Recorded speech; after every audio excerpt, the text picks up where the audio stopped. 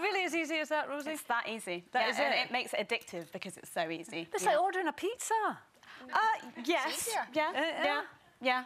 Tastier sometimes. I want to know, I've got a lot of friends who do online dating, and they say to me that when they eventually get to meet the blokes or the women, the men in particular, have always lied about their age. They've always knocked decades. Well, see, this is the brilliant thing about Tinder, that because it connects to your Facebook, you can't lie about your age. So, but the issue is height.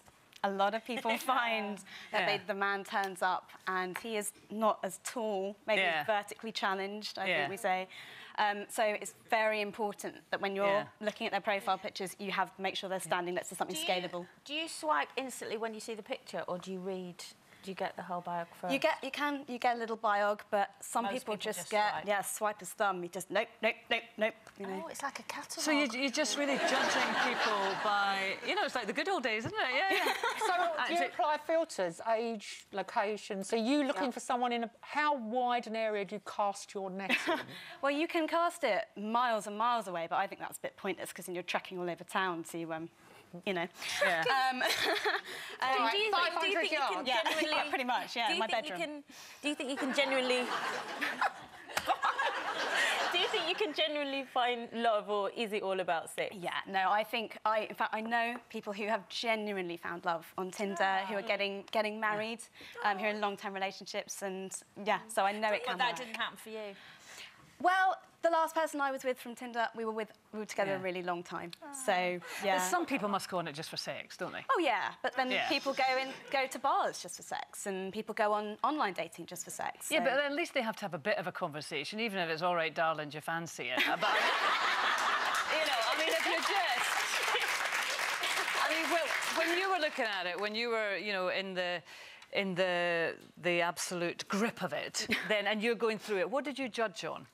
You do judge on looks initially, but then as soon as you match with someone, you start talking to them. So you get to talking pretty quickly. But you say you're talking to them, but it's not real interaction, or did you see it as real interaction? Because you can say anything via, technology, but it all happens really when you're in the presence of someone. Yeah, I think you're right, and I think the great thing about Tinder is it allows you to meet people. And how else do you meet people? Well, there's no doubt that online dating is massive. Yeah. I think the last stat I read was that 40% of people now meet, their partner online. So I mean, obviously this is one app. There's loads of them out there, and people will have different kind of preferences, won't they, in terms of what they get into. But it just seems like such a sign of the consumer society, isn't it? I see it, I like it, I want it, or I see it, I like, I don't want it, and it just goes.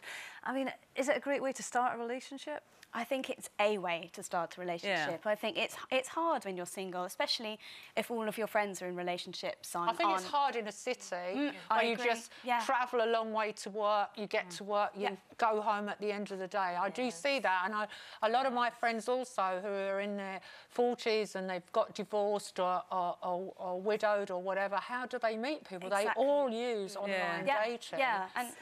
Rosie, I wanted to ask you, what made you want to write a book about your personal experiences? I found that I was talking to my friends, and they were all on Tinder as well, and I was talking to them and thinking and saying, I went on this date with this guy and this happened, and oh my God, and they would go, that happened to me too. Oh, and I just thought, if it's happening to me and my friends, it's probably happening to lots of people. What's the worst thing that happened on a date? What's the worst thing? That you can say on this okay, hang on, let me think about this.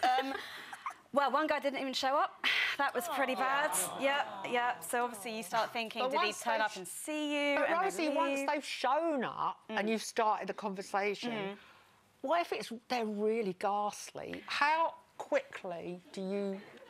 You just say to them, I should have swiped left.